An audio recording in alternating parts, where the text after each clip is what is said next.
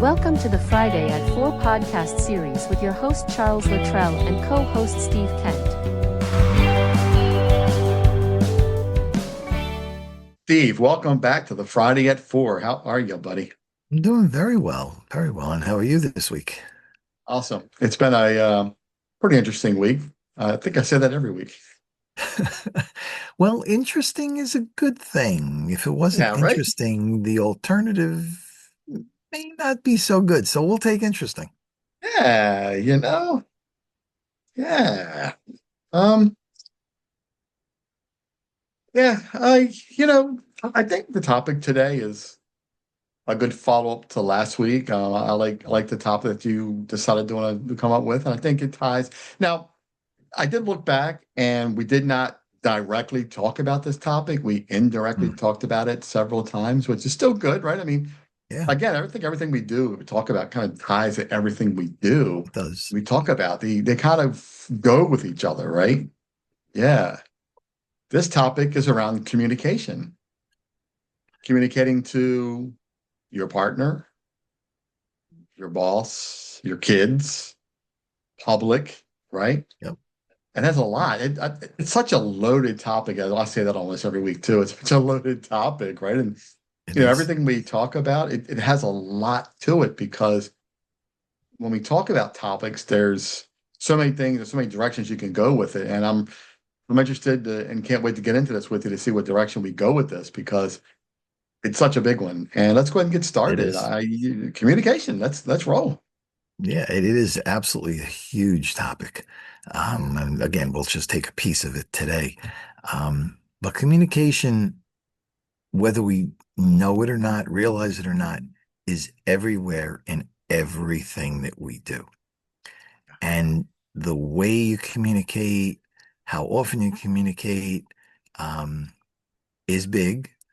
There's a difference of how you say something versus how somebody else receives what you said. So it's not just, hey, have a great day. How are they perceiving that?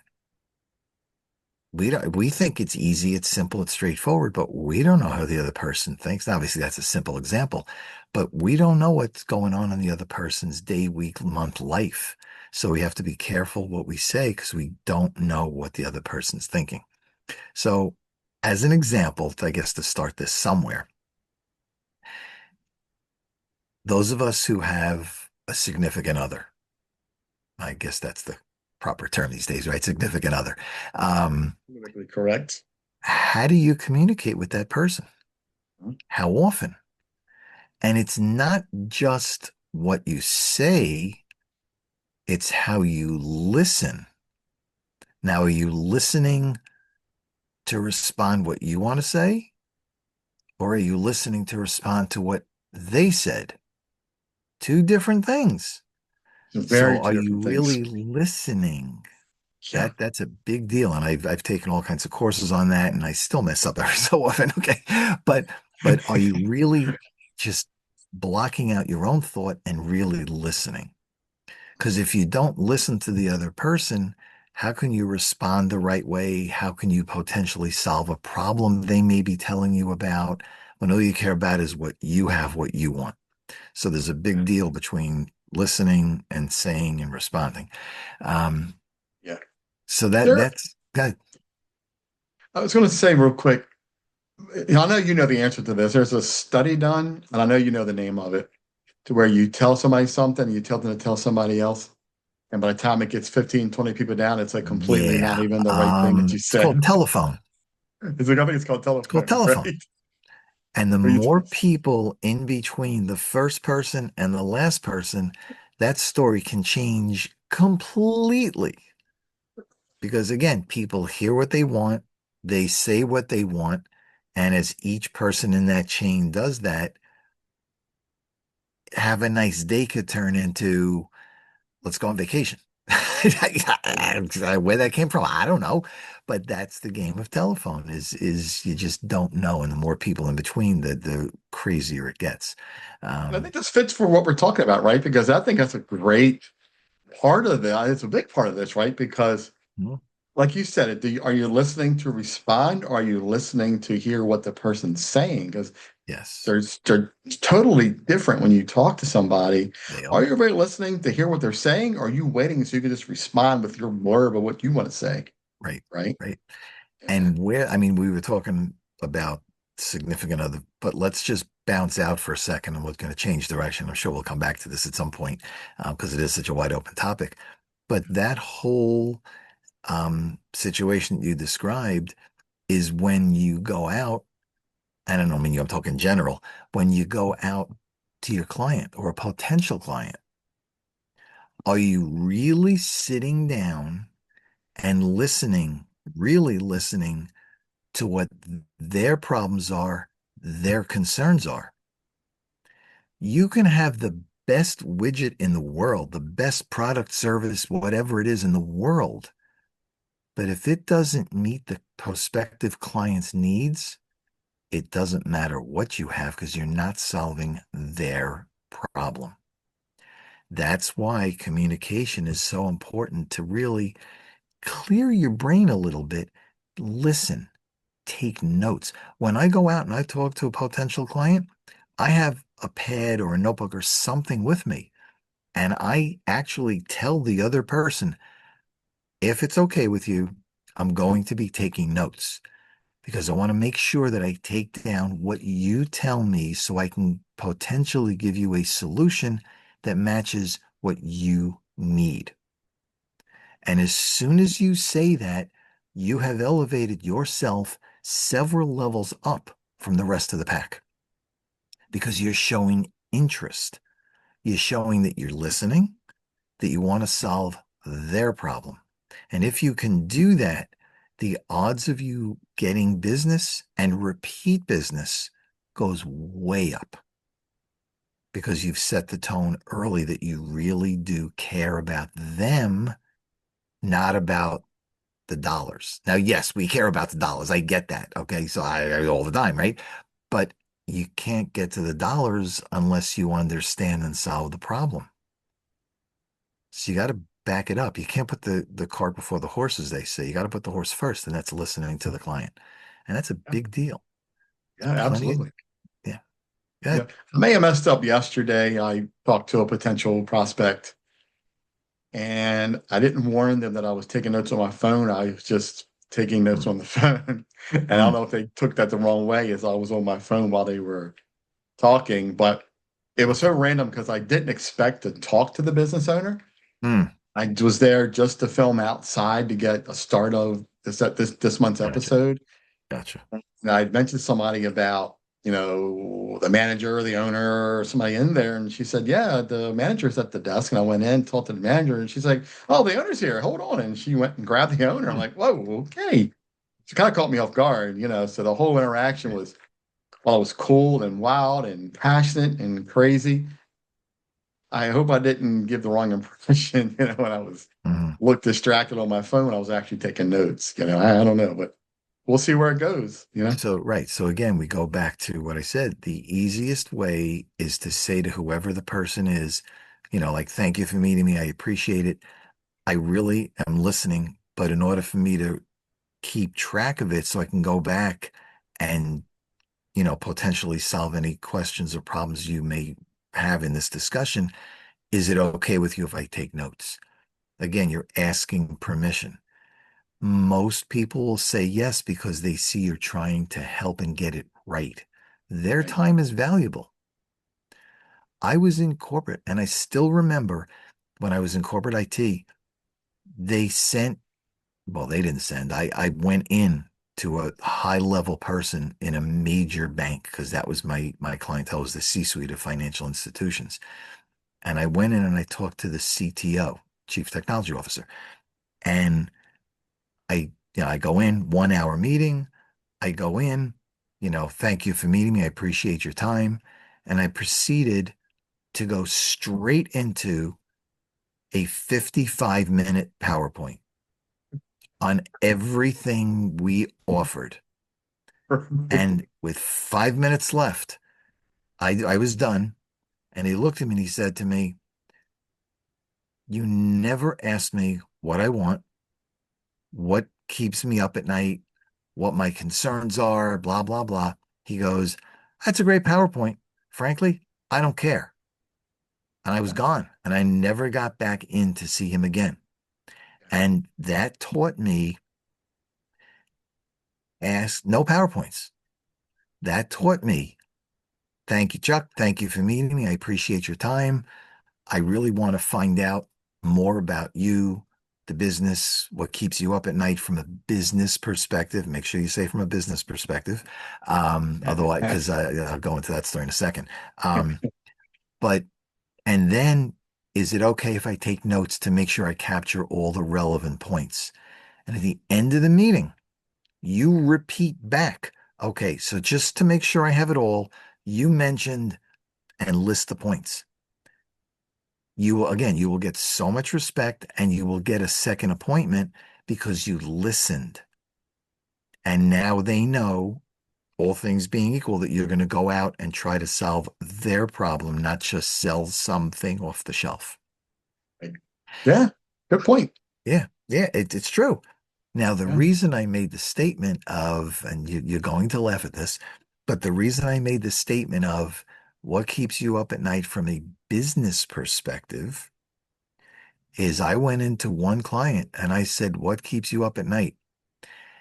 And you really don't want to know the answer I got because it was not very clean or nice.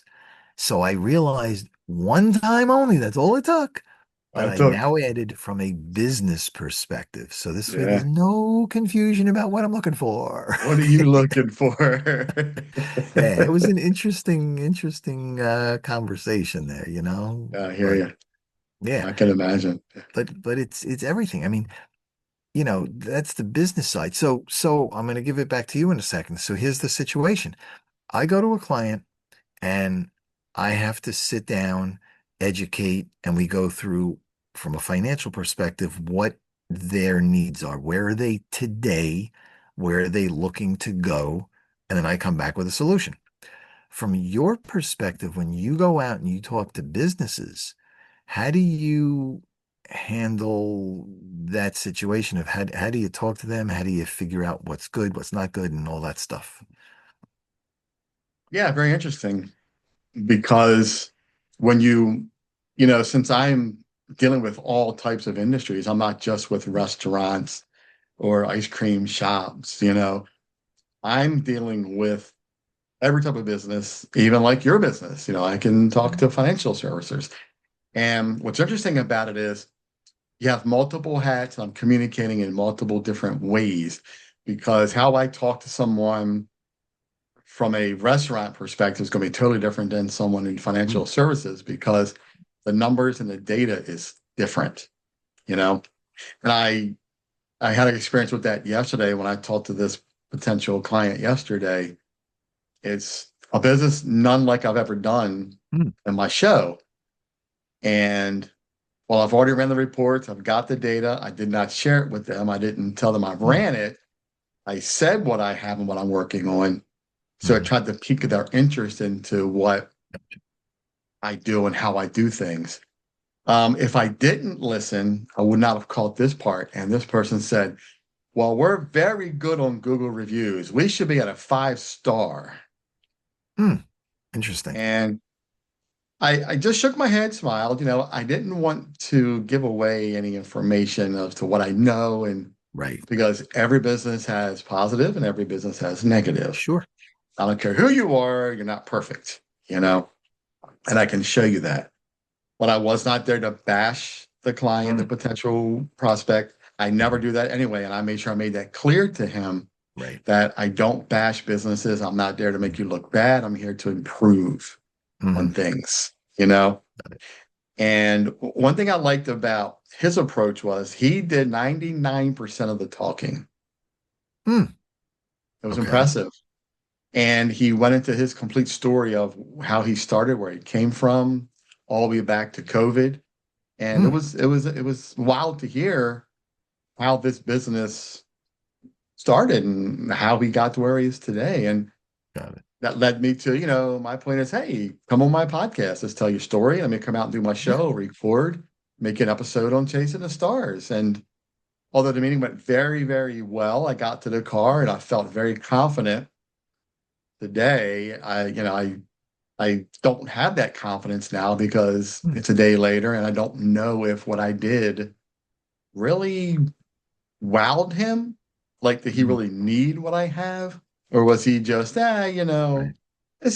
Chuck sounded like he's good at what he does, but I'm not really interested. Hmm. So I sent him an email that's all the communication part. I emailed him, the Hmm. details of what I'm looking for, what I do. I'm excited. But one thing I liked that he said in the whole presentation was he could see, hear, and feel my passion for my business. Yep. And that right there made me feel really good. Yeah. That to me means that I checked a lot of boxes, right? I was Mhm. thorough in my information. He understood me and he saw my passion, that he could see that as an entrepreneur myself, Gotcha. he saw the passion, how I wanted to Mhm. really help his business move forward with whatever I wanted to show for him, right? Mhm. Yeah. So, It's important. yeah, right. So, It is. again, that business was it's a different business than what I'm used to dealing with. Okay. And it was interesting to try to pitch Hmm. my idea to him, because when he said he should be a perfect 5 star on Google, well, there's more to everything than just a 5 star on Google. And I Yeah. think I asked this question to you before, and I've been asking it to a lot of people I'm running into lately. My questions always has been recently is, why do you care so much about Google and Google reviews? Right. You know?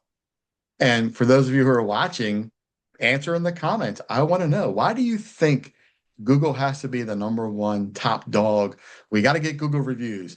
I drove through a Hmm. coffee shop drive through several times. They know who I am, they know my daughters.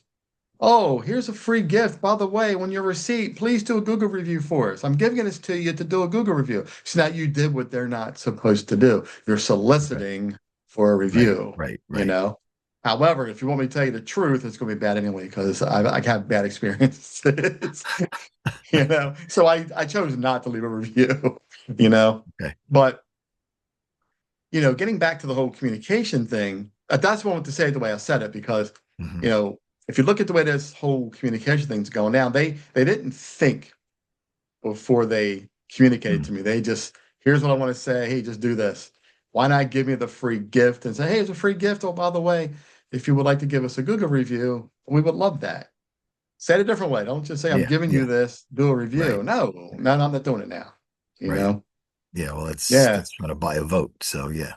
You're buying a vote, right? Yeah. And Yeah. then to the point of the meeting yesterday, while it was about 99% Hmm. him communicating, I learned a lot, but I don't think that I was able to communicate clearly of Hmm. how I could help him to say, I really want to respond to his Good. email to say, I like this. Let's come out and do it. I want to do the podcast. I think it's going to benefit us. Right.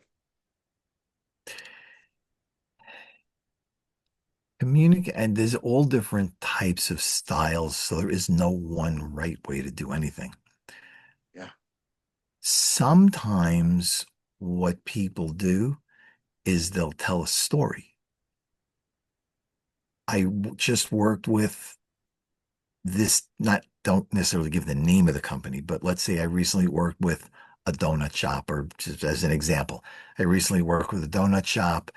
When I first had the conversation and we looked at the numbers, we realized that they were not, they thought they were doing this, but when we looked at the actual data, it really showed this. And they were so happy that we brought the difference to them so they could improve, that it now,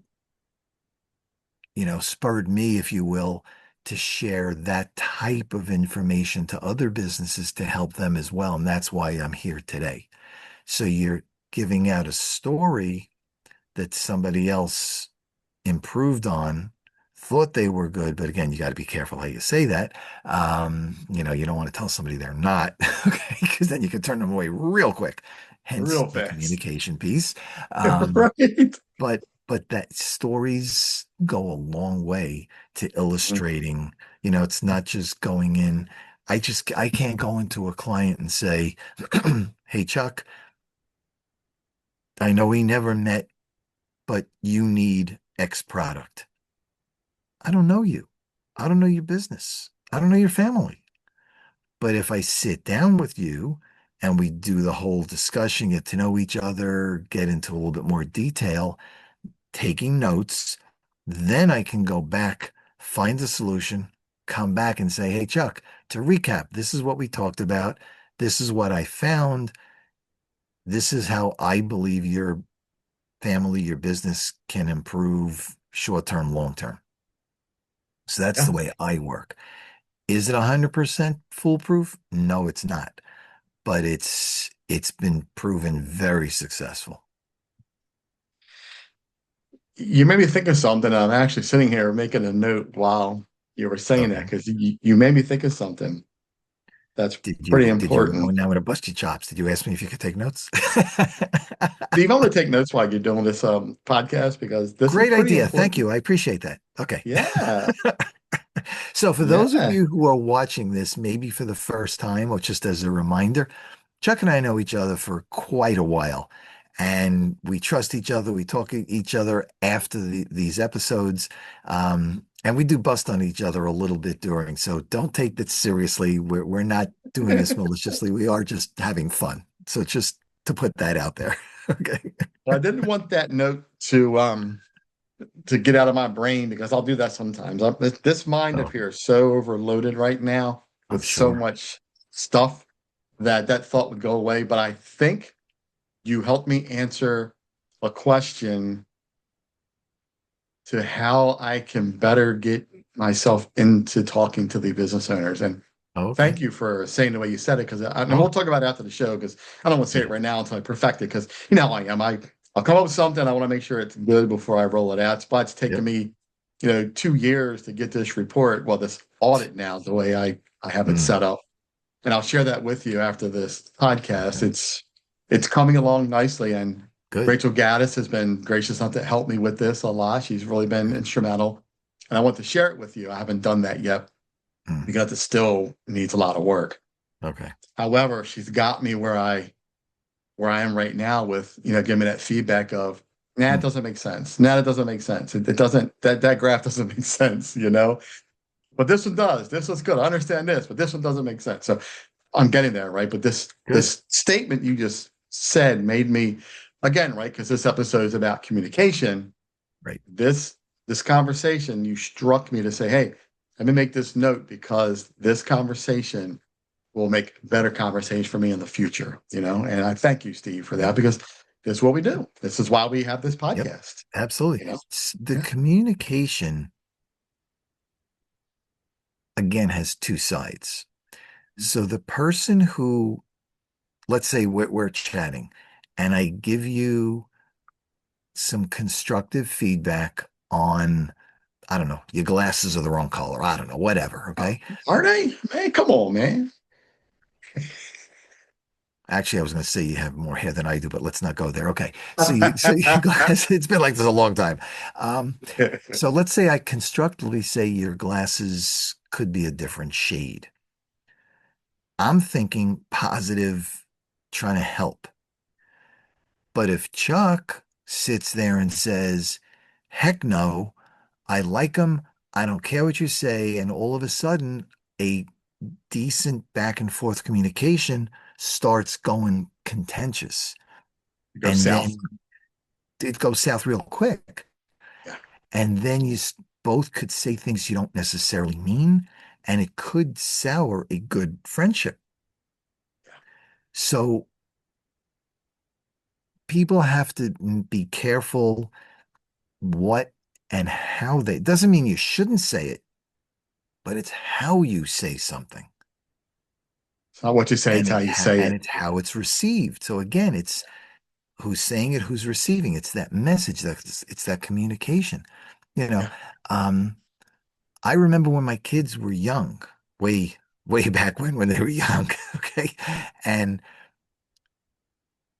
they were, I don't know, 8, 10, 12 years old, excuse me, and they wanted to do something. My wife was much, much better at this than I was. But what we did was we would say to them, okay, you can do whatever it is. But before you do that, think about what could happen. Will anybody get hurt physically, emotionally, financially? And as they get older, of course, that takes on new meaning. But we taught them, and to this day, they still do. If they're going to do something, what's the ramifications? If my son, so here's a perfect example. My son was 18, 18, came back after his first year of college, and in the summer, the rule of the house was either you work or you go to school. Sleeping till 10 o'clock in the morning and then staying up till 2 in the morning is not an option. You work or you go to school. So he went to work at night delivering for Pizza Hut. I don't know if that chain is still around, but he delivered. Now we're talking like 20 20 plus years. years ago. Yeah, yeah. So he goes out and he's there a couple of weeks. And during the week, he was invited. One of the people in the place had a party. So they invited him because he's part of the staff. He's a driver, but he's part of the staff. So, okay, go. Weeknight, like 11 o'clock. My wife and I are both sleeping because we had to get up early in the morning to go to work. Phone rings. It's my son. Is everything okay? Now, this is communication. Is everything okay? And he said, yes, but I had too much beer and I don't want to drive home. Now, he's 18 years old and he called and he said, I don't want to drive home. He gave us the address. The two of us got in one car. We went to pick him up. He got in the car. One of us drove that car. One of us drove his car home. And we went home and we all went to sleep. The next day, we come home from work and he says, I'm sorry I woke you up at night. And how you communicate. And we said to him, you did the right thing. You were in a position that you went to the party. Great. I'm glad you went out. But you were also smart enough and aware enough not to drive. So you called us. You did the right thing.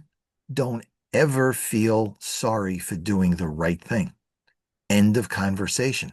Never yelled, never screamed, didn't take his car away. Actually, he was driving my car, frankly, but didn't take the car away.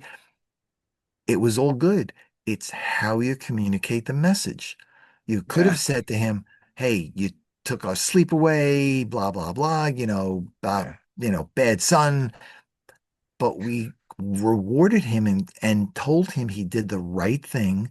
And going forward, he always remembered that. And no matter how old he got, and he's 40 now, no matter how old he gets, he's still my son. And if he needs help, he knows he can call me without any tongue lashing or berating or anything that right. goes with that because he knows I Yeah, support him. So it's the communication. But again, it's the child, it's the partner, it's an employee, it's your boss, it's whoever it is. It's the message, yeah. how you deliver it and how it's How you received. deliver it. Yep.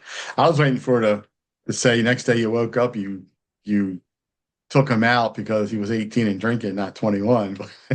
Now, actually, when he was like 13, 14-ish, he wanted to try a beer. Now, obviously, he's underage. So, what we did was inside the house, just the three of us, me, my wife, and my son. And we let him take a sip of one so we could Yeah. control the situation. Yep. He got so sick from that one taste. Wow.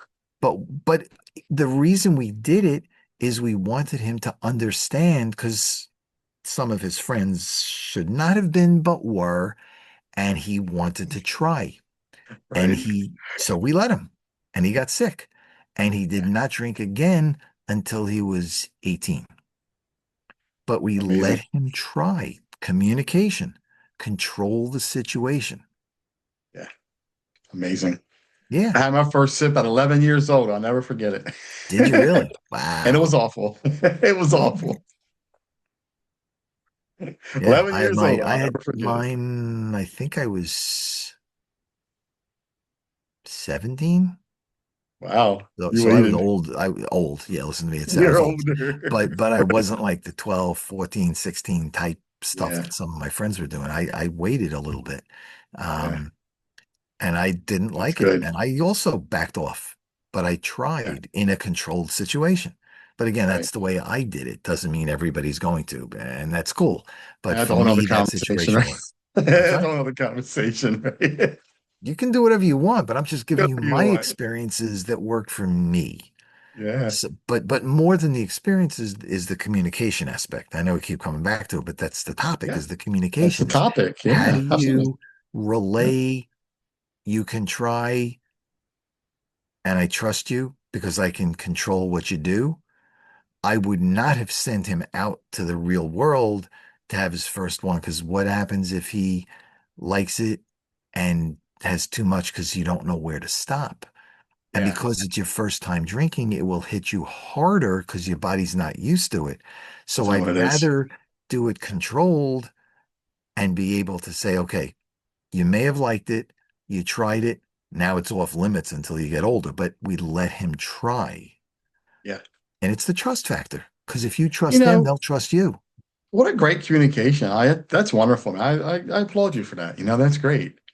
Now on to our next communication factor here. 516-727-2294. Reach out to Steve, man. Love that lead in. And Chuck is 410-935-6132. Reach out. He'll help you in your business. But I yeah, got a lot of data. lot of data, a lot of data. Willing to show it. After Yeah, he listens to you, he'll show you the data. There you go. absolutely, man. Okay, Absolutely. good deal. Steve, what other great episode of the Friday at Yep. 4 podcast because It's 4 o'clock somewhere. we're black somewhere. What a great episode. Again, we could keep talking. This been Yeah. another wonderful episode. There's so much more we can talk about with this. And I mentioned this before too. We could go back to so many episodes and follow back up on things that we talked Yeah. about. Right. Because we could start doing that. We got so many, good things that we talk about. Hmm. I like this one because it's so huge because Mm. I thought I miscommunicated yesterday. Maybe I didn't, right? Maybe he liked what I said. Maybe he's just taking a delay on responding, right? Could be. Yeah, absolutely. Yeah. So You don't we'll know. find out. Yep. Anyway, Yep. All Steve, have right. a great rest of the day. You too. Everybody, have a great Yeah. weekend. Yeah. Stay Yeah. Yeah. for the weekend, and we will chat soon. You got it. Take Thanks, care. Chuck. Thanks, Got it. Take care, everybody. See everyone. Have a great day. you. Take care. Take care. Bye. See ya. Bye. You've been watching the Friday at 4 podcast series with your host Charles Luttrell and co-host Steve Kent. Thanks for watching.